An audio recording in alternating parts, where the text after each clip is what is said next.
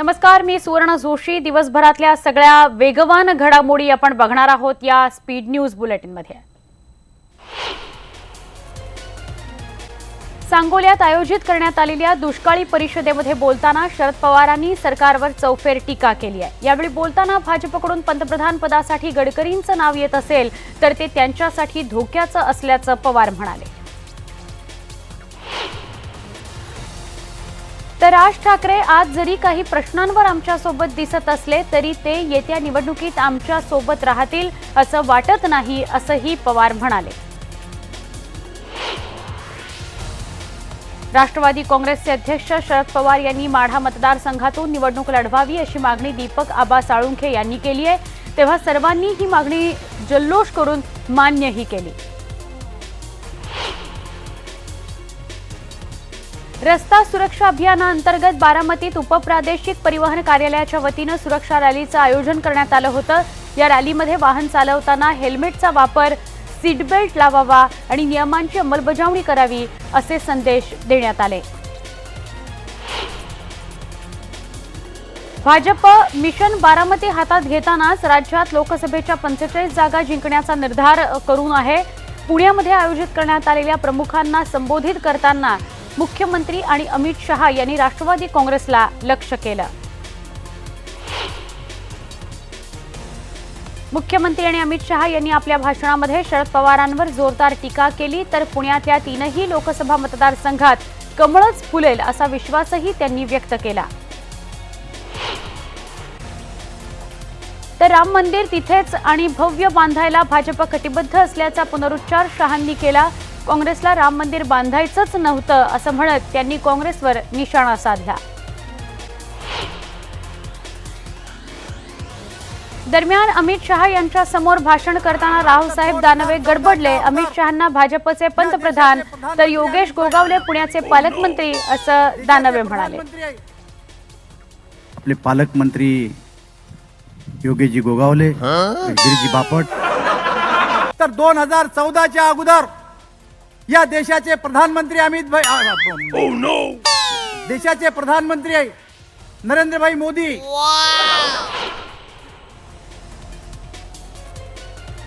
माढ्यातून शरद पवारच उभे राहणार असं विजयसिंह मोहिते पाटील यांनी स्पष्ट केलंय।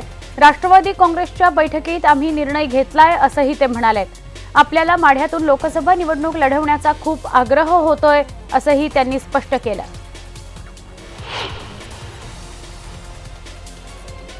सातत्यानं होणाऱ्या खच्चीकरणामुळे विजयसिंह मोहिते पाटील प्रत्यक्ष बंड करण्याची शक्यता नाही, मात्र सहकार मंत्री सुभाष देशमुख किंवा अन्य भाजप उमेदवाराला साथ देण्याची शक्यता नाकारता येत नाही, अशी चर्चा सोलापुरात सुरू झाली आहे।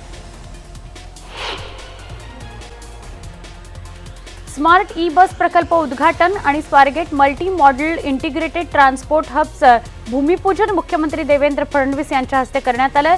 देशभरातील पहिला आणि जगातला चौथा multi model transport hub Swargate इथं करण्यात येतो आहे। पुणे मेट्रो आणि AFD फ्रान्स यांच्या संयुक्त विद्यमानं हा प्रकल्प उभारण्यात येणार आहे। यावेळी 25 ई बसेसचं लोकार्पणही मुख्यमंत्र्यांनी केलं। संकल्प विदर्भ निर्मितीची सभा नागपुरात झाली। या विदर्भ निर्माण महासंघाची निर्मिती भाजपला विजयी करण्यासाठी झाल्याचा आरोप अणेंनी खोडून काढला। सरकारवर टीका केल्याच्या कारणामुळे ज्येष्ठ अभिनेते अमोल पालेकर यांना आपलं भाषण अर्ध्यातच थांबवावं लागल्याचा संतापजनक प्रकार घडलाय। आपल्या भाषणादरम्यान पालेकर यांनी केंद्रीय संस्कृती मंत्रालयाच्या एका निर्णयाविरोधात टीकास्त्र सोडलं। त्यावेळेस कार्यक्रमाच्या मॉडरेटरने त्यांना टीका करण्यापासून रोखलं। पालेकरांच्या भाषणादरम्यान या मॉडरेटरनं त्यांना बऱ्याचदा रोखलं आणि भाषण लवकर संपवण्यासही सांगितलं। मोहसिन शेख हत्या प्रकरणातला आरोपी धनंजय देसाईची 5 वर्षांनंतर काल जामिनावर सुटका झाली। या सुटकेनंतर त्याच्या कार्यकर्त्यांनी काढलेल्या मिरवणुकीत रस्त्यावर अक्षरशः हौदोस घालण्यात आला। हिंदू राष्ट्र सेनेचे शेकडो कार्यकर्ते देसाईंना घ्यायला येरवडा कारागृहाजवळ जमा झाले होते।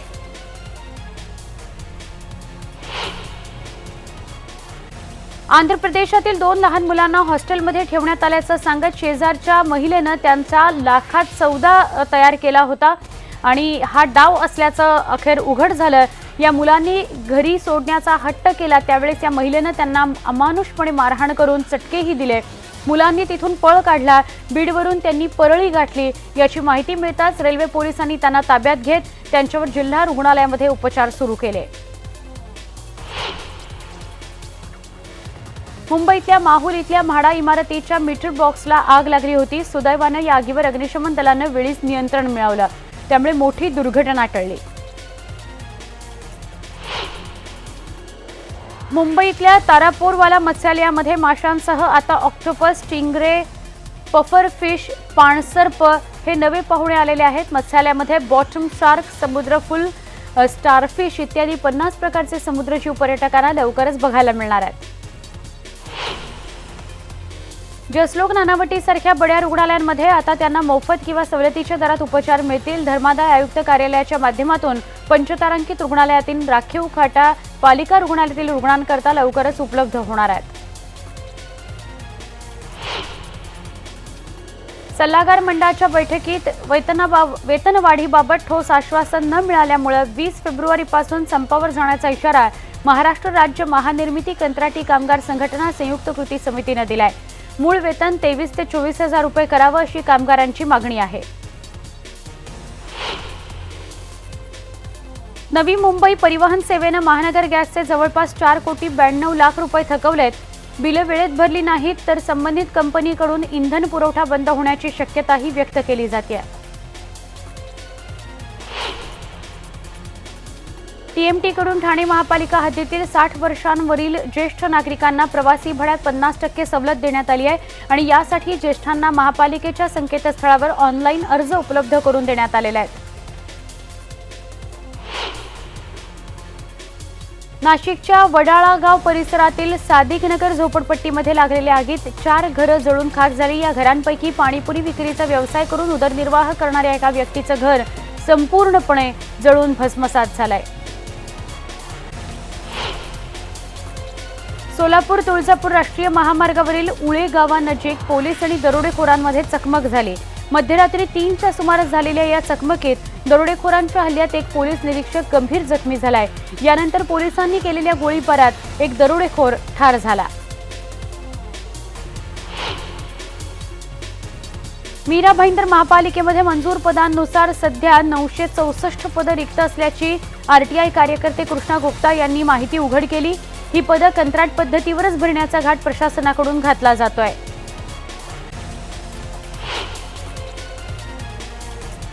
प्रवाशांना थेट यवतमाळपर्यंतचा सुखद प्रवास व्हावा याकरता राज्य परिवहन महामंडळानं गोंदिया आगारातून गोंदिया यवतमाळसाठी शिवशाही बस सेवा सुरू केली होती। मात्र शिवशाहीच्या या फेरीला प्रवाशांचा अत्यल्प प्रतिसाद मिळाला होता। मोनोरेलच्या तिकिटांमध्ये मार्च महिन्यापासून वाढ होण्याची शक्यता आहे, कारण मोनोरेलचे सुटे भाग मलेशियावरून मुंबईमध्ये दाखल झाले असून येत्या काही दिवसांमध्ये चेंबूर ते जेकब सर्कल दरम्यान मोनोरेल सुरू होणार आहे। त्यामुळे हा नवा टप्पा सुरू झाल्यावर तिकिटांचे दरही वाढणार आहेत। पिंपरी चिंचवड या शहरातील इंद्रायणी नगरमध्ये एकाच ठिकाणी 2 अपघाताच्या घटना घडल्या। त्या अपघाताचं सीसीटीव्ही फुटेज सध्या व्हायरल झालंय।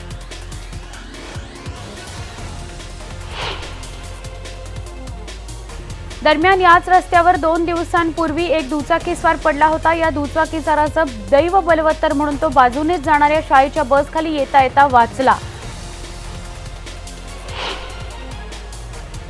पुणे महानगर परिवहन महामंडळानं खास महिलांसाठी असलेल्या तेजस्विनी बसची संख्या दुप्पट करण्याचा निर्णय घेतलेला आहे। सध्या मार्गावर 33 बस धावत असून त्याला महिलांचा चांगला प्रतिसाद मिळतोय।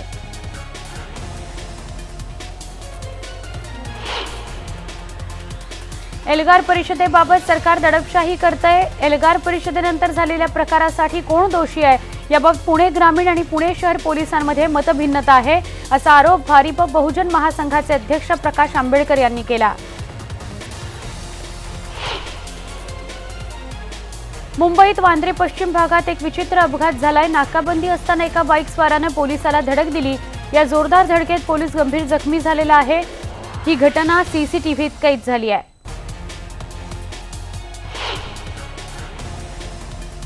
सांगलीची कृष्णा नदी प्रदूषित करणाऱ्यांवर महापालिकेनं गांधीगिरीनं समजावण्याचा प्रयत्न सुरू केलाय. नदीपात्रात निर्माल्य टाकणाऱ्या नागरिकांना गुलाब पुष्प देऊन कृष्णा नदीचं प्रदूषण टाळण्याचं आवाहन करण्यात आलं.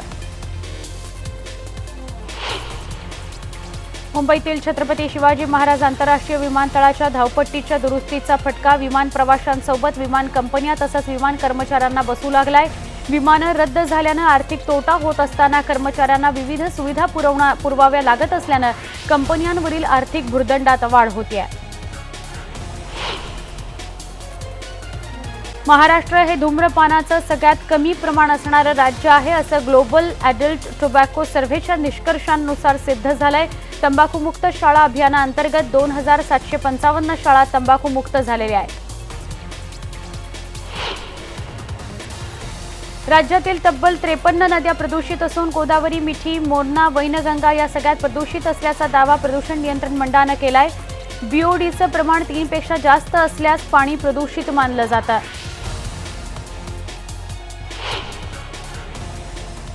मुंबई शहर आणि उपनगरात असणाऱ्या महापालिका शाळांमधील विद्यार्थ्यांना ई सिगारेटचं व्यसन असल्याचं उघड झालंय. शाळकरी मुलं व्यसन म्हणून नव्हे तर फॅशन म्हणून या ई सिगारेटचे झुरके घेत आहेत.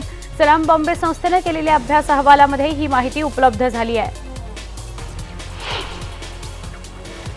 मतदानावर मीडियाचा प्रभाव टाळण्यासाठी निवडणूक आयोगानं कंबर कसली आहे. निवडणूक आयोगाची शिफारस सरकारनं मान्य केली तर मतदानाच्या 48 तास आधी सोशल मीडियावर निवडणूक प्रचाराला बंदी येण्याची शक्यता आहे.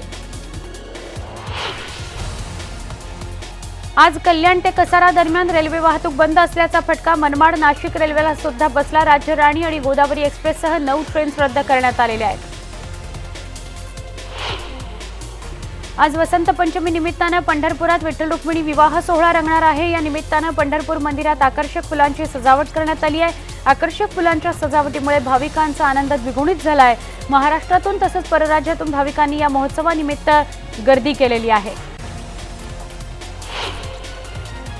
आंध्र प्रदेशचे मुख्यमंत्री एन चंद्राबाबू नायडू हे 11 फेब्रुवारी रोजी दिल्लीत केंद्र सरकारचा धरणं आंदोलन करून निषेध करणार आहेत. यासाठी लोकांची ने-आण करण्याकरता राज्य सरकारनं विशेष 2 रेल्वे भाड्याने घेतलेले आहेत. प्रख्यात गायिका उत्तरा केळकर यांच्या उत्तर रंग या पुस्तकाच्या प्रकाशनाचा कार्यक्रम पार पडला. मनसे अध्यक्ष राज ठाकरे, भाजपचे मुंबई अध्यक्ष आशिष शेलार आणि संगीतकार श्रीकांत ठाकरे यांच्या पत्नी कुंताताई ठाकरे यांच्या हस्ते हे प्रकाशन करण्यात आलं. यावेळी उत्तरा केळकर यांच्या गाजलेल्या गाण्यांची मैफल रसिकांना अनुभवायला मिळाली. काश्मीरच्या कुलगाम जिल्ह्यामध्ये दहशतवादी आणि सुरक्षा दल यांच्यात झालेल्या चकमकीत 2 दहशतवादी ठार झाले. या ठिकाणी आणखी काही दहशतवादी लपल्याची शक्यता असल्यानं लष्करानं परिसराला वेढलेलं आहे. पश्चिम बंगालच्या नदिया या जिल्ह्यात तृणमूल काँग्रेसचे आमदार सत्यजित बिस्वास यांची गोळी घालून हत्या करण्यात आली आहे. या प्रकरणी दोघांना अटक करण्यात आलेली आहे. वसंत पंचमीच्या मुहूर्तावर प्रयाग संगमावर कुंभमेळ्यात आज 3रं शाही स्नान होणार आहे. 2 कोटी भाविक संगमावर स्नान घेण्याची शक्यता वर्तवली जाते. अलाहाबाद उच्च न्यायालयानं कुंभमेळ्यामध्ये गंगेत स्नान करणाऱ्या महिलांचे फोटो प्रसिद्ध करू नयेत असे आदेश माध्यमांना दिले आहेत. स्नानघाटाच्या 100 मीटरपर्यंतच्या परिसरात फोटो काढण्यावरही उच्च न्यायालयानं बंदी घातली आहे. कळवा इथं डंपरनं काम चालू असलेल्या ब्रिजला धडक दिली आणि या अपघातामुळे काही काळ वाहतूक विस्कळीत झाली होती. जम्मू आणि काश्मीरमध्ये सध्या तुफान बर्फवृष्टी सुरू आहे. इथल्या पीर पंजाल डोंगर रांगांमध्ये बर्फवृष्टीमुळे दळणवळण यंत्रणा खंडित झाली आहे. रस्त्यावर बर्फ साचल्यानं नागरिकांना मोठा त्रास सहन करावा लागतोय. रशियामध्ये स्कीइंग स्पर्धेचं आयोजन करण्यात आलं होतं. या स्पर्धेमध्ये मोठ्या संख्येनं सर्वसामान्यांना सहभागी होता आलं. 26 वर्षांपेक्षा कमी वयाच्या स्पर्धकांकरता 5 किलोमीटर तर त्यापुढील वयोगटातील स्पर्धकांकरता 10 किलोमीटर अंतरावरची ही स्पर्धा होती. चीनच्या जिलिन या प्रांतात मोठ्या प्रमाणावर झालेल्या बर्फवृष्टीचा आनंद लुटण्यासाठी पर्यटक आलेले होते. नजर टाकावी तिथं बर्फाची सफेद चादर पाहायला मिळते. बर्फामुळे नद्या गोठून गेलेल्या आहेत. अबुधाबीमध्ये रेड बुल एअर रेस 2019चं आयोजन करण्यात आलं होतं. यावेळी अनेक स्पर्धकांनी नजर खेळवून ठेवणारं प्रदर्शन केलं. दरवर्षीप्रमाणे यंदाही मोठ्या संख्येनं स्पर्धकांनी स्पर्धेत सहभाग नोंदवला.